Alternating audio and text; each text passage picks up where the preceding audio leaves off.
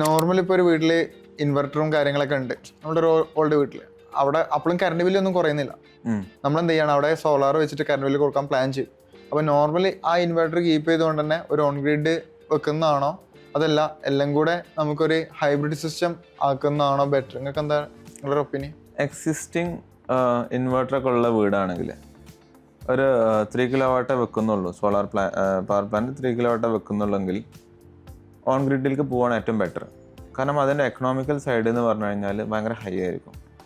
ഒരു normal ഹൈബ്രിഡിലേക്ക് change ചെയ്യും. Yes, കാരണം എന്ന് പറഞ്ഞു കഴിഞ്ഞാൽ ഓൺ ഗ്രിഡ് 3 കിലോവാട്ടിൻ്റെ സിസ്റ്റത്തിന് ഏകദേശം 2.10 2.15 എന്ത് ചെയ്യുക ടോട്ടൽ കോസ്റ്റ് വരും.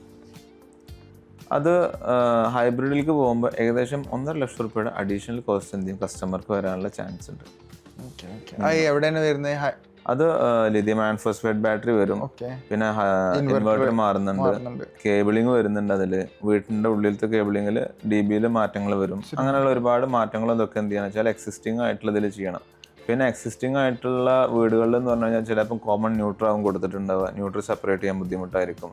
അങ്ങനെ കുറേ ബുദ്ധിമുട്ടുകൾ അതിൽ വരാൻ ചാൻസ് ഉണ്ട്.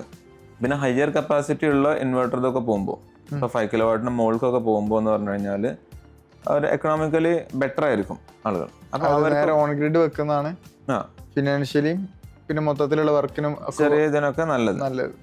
വലിയ പവർ പ്ലാന്റ് ഇതൊക്കെ വെച്ച് കഴിഞ്ഞാൽ 5 കിലോവാട്ടിന് മുകൾക്ക് ഇതൊക്കെ പോകുമ്പോൾ എന്ന് പറഞ്ഞു കഴിഞ്ഞാൽ എനിക്ക് ICRCയുടെ പുതിയ റൂൾ പ്രകാരമൊക്കെ വന്നു കഴിഞ്ഞാൽ 10 കിലോവാട്ടിന് മുകളിലൊക്കെ എന്ന് പറഞ്ഞു കഴിഞ്ഞാൽ നെറ്റ് മീറ്ററിങ് കിട്ടണമെന്നുണ്ടെങ്കിൽ ഹൈബ്രിഡ് സിസ്റ്റം ചെയ്യേണ്ടി വരും.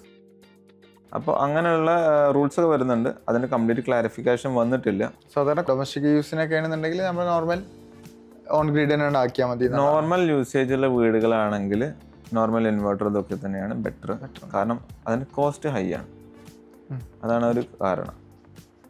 പിന്നെ 24/7 ഈ പറയുന്ന പോലെ കറണ്ട് വർക്ക് ചെയ്യണം എന്ന് വെച്ച് കഴിഞ്ഞാൽ വീട്ടിലുള്ള ഫ്രിഡ്ജ് മോട്ടർ ഇങ്ങനെയുള്ളതൊക്കെ വർക്ക് ചെയ്യിപ്പിക്കണം എന്നുള്ള ആഗ്രഹങ്ങൾ ഇതൊക്കെ ഉള്ള. അപ്പോൾ അതെന്ന് പറഞ്ഞു കഴിഞ്ഞാൽ അവരുടെ ഫിനാൻഷ്യൽ സ്റ്റാറ്റസും ഹൈ ആയിരിക്കും. അതുകൊണ്ട് ആ സ്പെൻഡിങ് അവർക്കൊരു ബുദ്ധിമുട്ടായിരിക്കില്ല. ഫെസിലിറ്റീസും അവരെന്ത് ചെയ്യുക ഫോക്കസ് ചെയ്യുന്നുണ്ട്. അങ്ങനെയുള്ള ആളുകൾക്ക് എന്ത് ചെയ്യാൻ വെച്ചാൽ ഹൈബ്രിഡ് പ്രശ്നം